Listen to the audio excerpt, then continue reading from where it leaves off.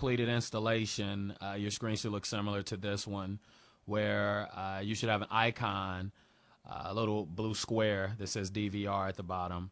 That's your icon that will allow you to launch the DVR software. So we're going to go ahead and double click this. Before we do this though, in some instances you won't see this on the desktop. If for some reason you completed the installation and you do not see this icon on your desktop, it can be accessed by going to the start button in the lower left and going to all programs and then DVR and then clicking it there.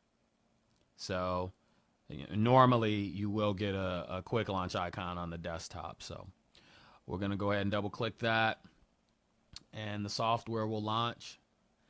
And basically I'm just going to do a quick overview of what all the buttons represent on the main screen of the DVR software.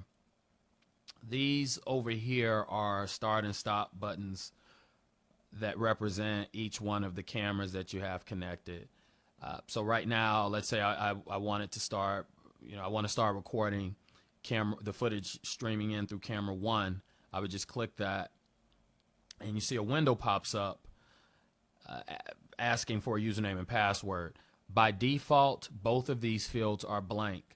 So whenever you're trying to edit or change anything in the DVR software, you may get this window. And until you actually assign a username and password to the software, or the current user, and we'll explain that later, but initially these two fields are left blank and you just click OK and then you'll have access. And you see this just turned green.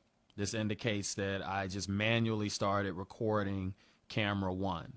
If I click it again, it's going to turn back to suppose that's a blue color. It's going to turn back to the color blue, which means that it is not recording. So just keep in mind in the future, if you ever run into any issues, if you don't know if the system is recording or not, or if a particular camera is problematic, if you go back to the main screen, if you want to determine whether or not a camera is recording or not, you'll know if the button representing that particular camera is green. If it's green, it's recording. If it's this bluish color, then it is not recording.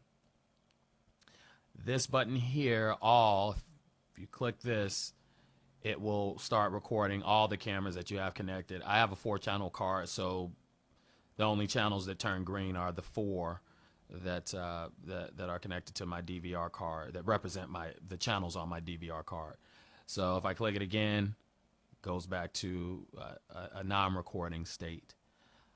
Underneath here is a section for the PTZ controls. A PTZ camera, PTZ stands for pan, tilt, zoom, and a PTZ camera allows you to use these buttons here to adjust the pan, the tilt, and the zoom of your PTZ camera. These won't work until you have set up set the PTZ camera up in the software, and there's a section in the tutorial series that explains how to set up your PTZ camera if you have one. If you don't have a PTZ camera connected to your DVR, then this section here you really don't need to concern yourself with, because these won't affect any of your cameras unless they're PTZ cameras. This button here, this is the exit button. If you click that, you'll essentially quit out of the software. This button here allows you to minimize the software. See, right now it's still running. It's just minimized. So it's still, if you had it set up to record or whatever, it's still doing that. It's just been minimized. So if you go back down here to your taskbar, you can click it and it will maximize the software so that it fills the screen. Over here, where this little question mark is, that launches the help file, which is essentially the manual for the software. So if you click it, pops up like that, and you can access, the different sections that you may need to access. If maybe you've forgotten how to do something, you just click that question mark and it'll launch it. And this little magnifying glass here, that takes you to the playback screen.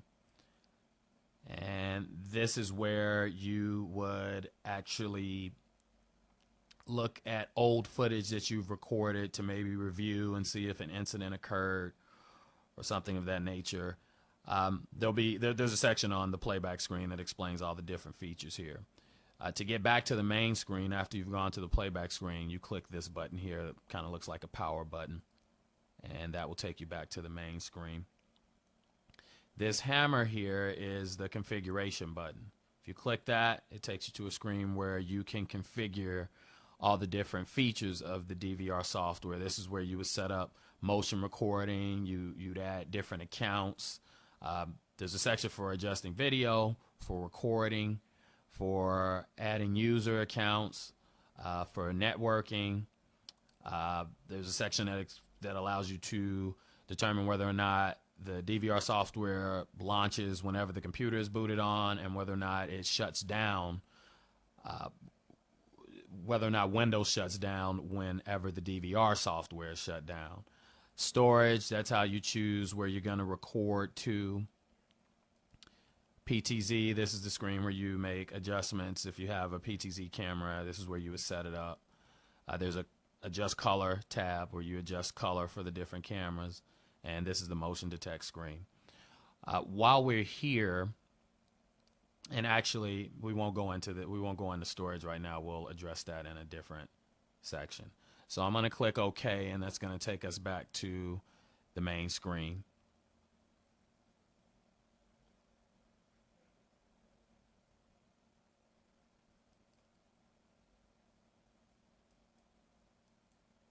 Okay, there we go. It just took a moment.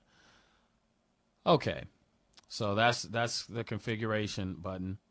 Lock allows you to, let's say you clicked on one of the buttons and the window came up asking for your username and password, and then you entered it. Essentially, if you get up and walk away and someone else sits down, they'll have access to all those things that are normally password protected. So if you've already entered your username and password and you're about to walk away and you don't want to quit out of the software, you want it to continue doing whatever it is you set it up to do, you would click that lock button. If someone else walks up and they want to configure the system, now it's locked again. So unless they have a username and password, they won't have access to the configuration.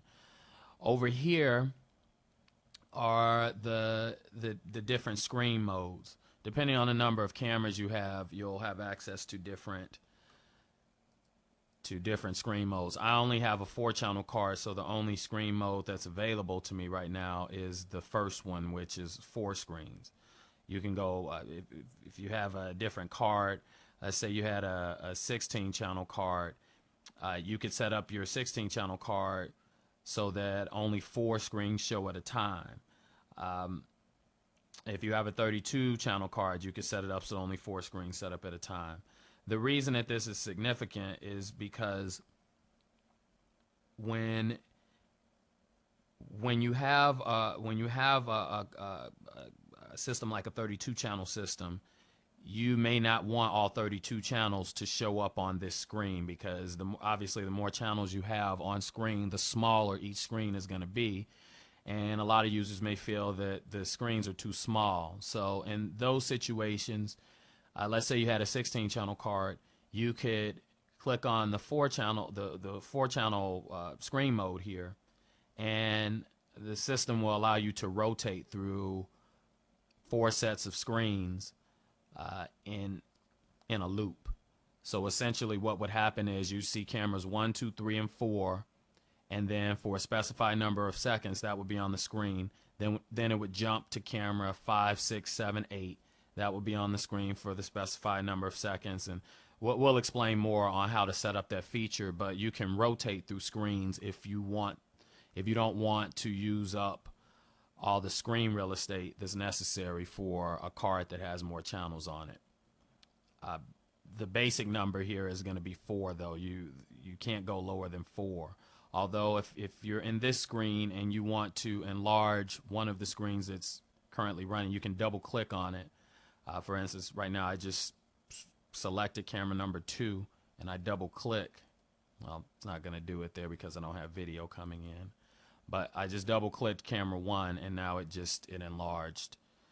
And then to get back You just double click again and it takes you to the regular screen.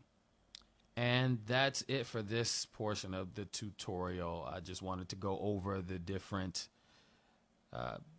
buttons and everything on the main screen so that you understand what I'm referring to in all the subsequent tutorial videos.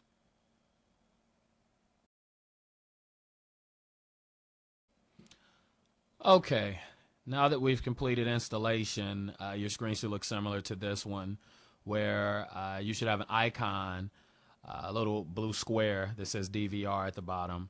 That's your icon that will allow you to launch the DVR software. So we're going to go ahead and double click this.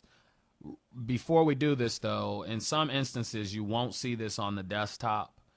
If for some reason you completed the installation and you do not see this icon on your desktop, it can be accessed by going to the start button in the lower left and going to all programs and then DVR and then clicking it there.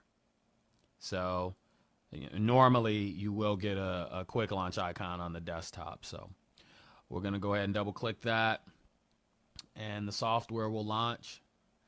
And basically